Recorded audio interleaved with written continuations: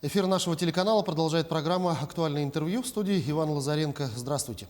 В регионе началась подготовка не только к весеннему паводку. Одновременно проходят профилактические и другие мероприятия по недопущению лесных пожаров.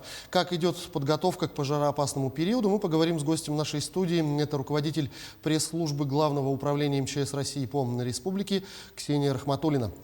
Ксения, я вас приветствую. Здравствуйте. Здравствуйте. Помимо того, что совсем скоро наступит пожароопасный сезон лесных пожаров, к сожалению, с начала этого года очень часто происходят пожары и жилого фонда. Пожалуйста, озвучьте статистику этих пожаров.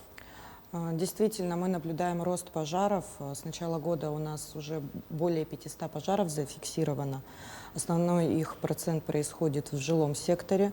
К сожалению, от воздействия опасных факторов пожара у нас погибло 36 человек, причем 8 из них это дети, и 30 человек травмировано, в том числе травмировано 10 детей. Это страшные цифры, если брать сравнение с аналогичным периодом прошлого года, это рост уже более чем в 2 раза.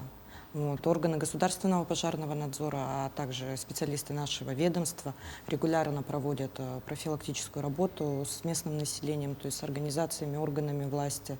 Но, тем не менее, надеемся все-таки снизить эту печальную статистику. Но, к сожалению, большая часть пожаров причинами является это нарушение требований эксплуатации электрооборудования, электропроводки, печного оборудования, а также неосторожное обращение с огнем. В частности, это все-таки человеческий фактор. Поэтому мы призываем каждого жителя все-таки соблюдать требования пожарной безопасности, внимательно следить за своим имуществом. Поскольку, если мы говорим об общедомовом имуществе, да, проводка, то есть здесь ответственна управляющая компания. Проводка, которая у нас находится в квартирах, это полностью владение частного лица. Мы не имеем права, скажем так, выписывать предписание, да, по замене электрооборудования, находящегося в квартире. Это полностью лежит на ответственность собственника имущества. Многие даже не знают, сколько лет проводки. Я лично ходила в рейдовые мероприятия, общалась с населением. Даже звучали такие цифры, что проводка могла не меняться по 10-15 лет, что вполне недопустимо. Некоторые заказывают несертифицированных специалистов, неквалифицированных специалистов, которые используют несертифицированное оборудование. Впоследствии при возникновении пожара человек, который потерял свое имущество, просто не сможет доказать вину другого лица, который монтировал у него данное оборудование, и возмещение ущерба полностью ляжет на его плечи. Ну, что касается лесных пожаров, как у нас в республике готовятся к пожароопасному периоду и какие мероприятия в связи с этим проводятся?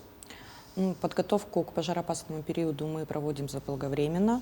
Начали мы работу еще с прошлого года, как завершили предыдущий пожароопасный сезон, мы его закрыли в конце сентября.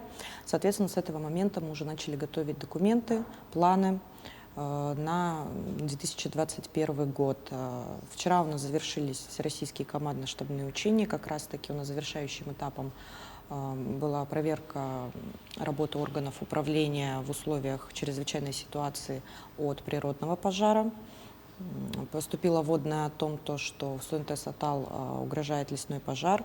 Была произведена немедленная эвакуация жителей, были развернуты пожарные посты, подразделения приступили к немедленному тушению. Также в рамках данных учений мы задействовали авиационную технику, лесопожарные формирования, органы внутренних дел, Росгвардию также принимали участие, поскольку данные тренировки – это тренировки не МЧС России, это тренировки полностью органов управления Якутской территориальной подсистемы РСЧС. То есть все министерства и ведомства, которые входят в ее состав, вчера показали свою эффективность. То есть в целом мы оцениваем тренировку на удовлетворительно, это высший балл, который можно получить. Соответственно, сейчас мы уже готовимся к более конкретным действиям по подготовке, да, пожароопасному сезону. Например, органы государственного пожарного надзора, входящие в нашу структуру, сейчас проводят проверки населенных пунктов. На сегодняшний день уже проверено 9 населенных пунктов. К 15 июня эти проверки должны быть завершены. Вот если в случае с пожарами, как вы отметили, в жилом фонде, то чаще всего это человеческий фактор, то что чаще всего является причиной все-таки лесных пожаров?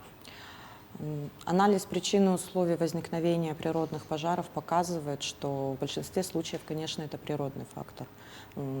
Сухие грозовые разряды. Но пожары, например, которые вызвали резонанс, в том числе у нас в прошлом году, например, возьмем Среднеколымский, да, район, первые пожары, которые были там зарегистрированы, возникли из-за сельхозпала.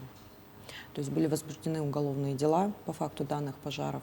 Впоследствии, как мы наблюдали в прошлом году, пожары только разрастались, были задействованы аэромобильные группировки нашего ведомства, службы спасения, лесоохраны, мобилизовано было местное население.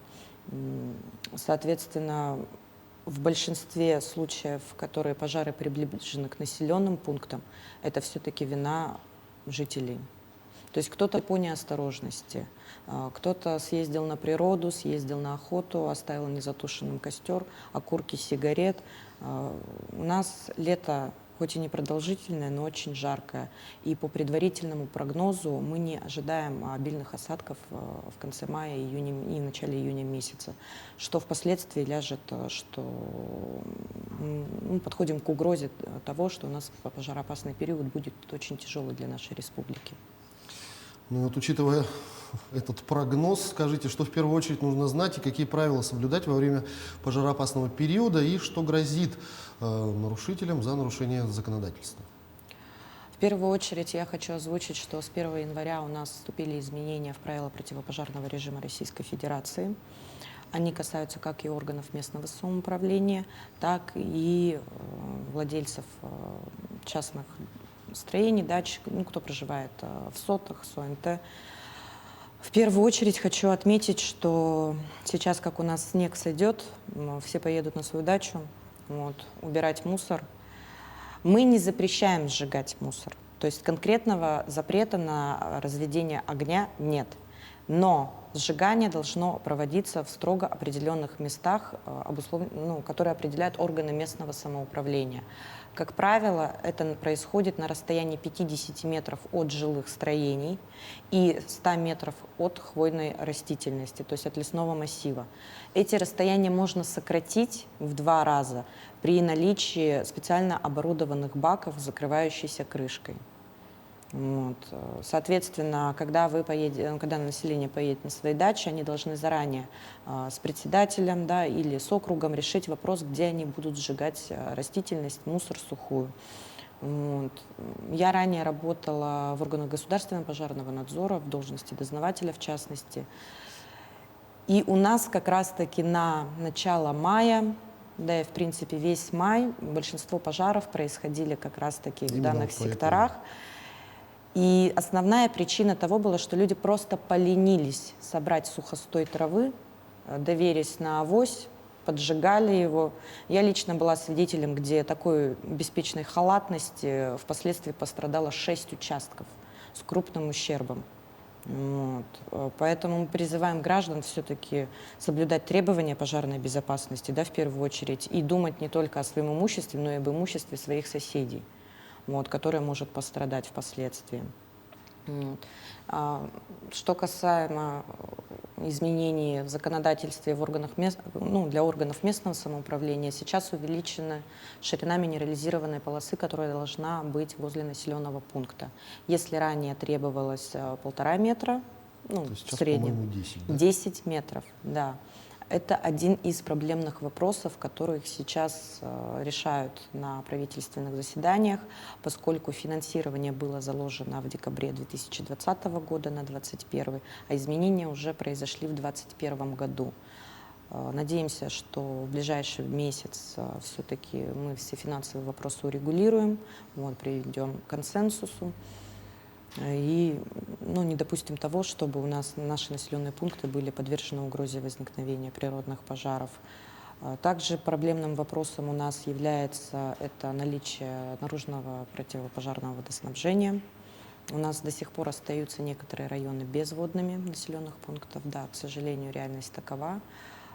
Если брать про летний период, конечно, нужно оборудовать пирс, к озеру или к реке, да, ну, к любому водоисточнику, чтобы технике было удобно подъехать, забрать воду и в дальнейшем уже довести ее к месту возникновения пожара. Но также есть и момент того, что в отдаленных населенных пунктах, где нет федеральной составляющей, да, пожарных, и также отсутствуют подразделения республиканской пожарной охраны, там у нас действуют добровольные пожарные команды из числа местных жителей. К сожалению, в связи с изменениями в нормативно-правовых документах сейчас очень многие не могут подать заявки на то, чтобы стать отучиться и стать добровольным пожарным. Тоже этот момент сейчас решается во Всероссийском добровольном пожарном обществе. Вот, желающих у нас много. Вот, но для того, чтобы выделить в тот или иной населенный пункт оборудование, технику, то есть наше главное управление также выделяет пожарные автомобили, то есть мы передаем в пользование, как и республиканская пожарная охрана, вот, для защиты населенных пунктов, особенно если эти населенные пункты у нас подвержены угрозе лесных пожаров. Надеемся, что в течение этого месяца все-таки мы урегулируем все проблемные вопросы и встретим во всей готовности пожароопасный период. Ну, давайте представим ситуацию примерно такую, как вы отрабатывали на учениях. Огонь стал подбираться к населенному пункту, возникла угроза того, что пострадают жилые дома, жилой фонд, ветер подгоняет огонь. Что нужно предпринимать жителям? В первую очередь, человек, который первый обнаружил пожар, он должен сообщить в экстренные службы по номеру 112. Это самое главное, потому что человек не может оценить свои силы, не может оценить скорость распространения пожара, его площадь на расстоянии. То есть он должен известить людей о том, что пожар. Далее проследовать, естественно, к себе домой, подготовить необходимые документы, взять с собой запас продуктов определенный и уже ждать систему оповещения. Сейчас проходили у нас проверки по районам, мы в том числе проверяли систему оповещения в районах, как она работает. Вот. При поступлении сигнала немедленно человек должен эвакуироваться из населенного пункта, где ему как раз-таки по системе оповещения будет озвучено, куда-либо направиться в пункт временного размещения граждан или же проследовать к транспорту для выезда уже из населенного пункта. В 2019 году нашим подразделением в Жиганском районе как раз-таки у нас проходила экстренная эвакуация. Вот.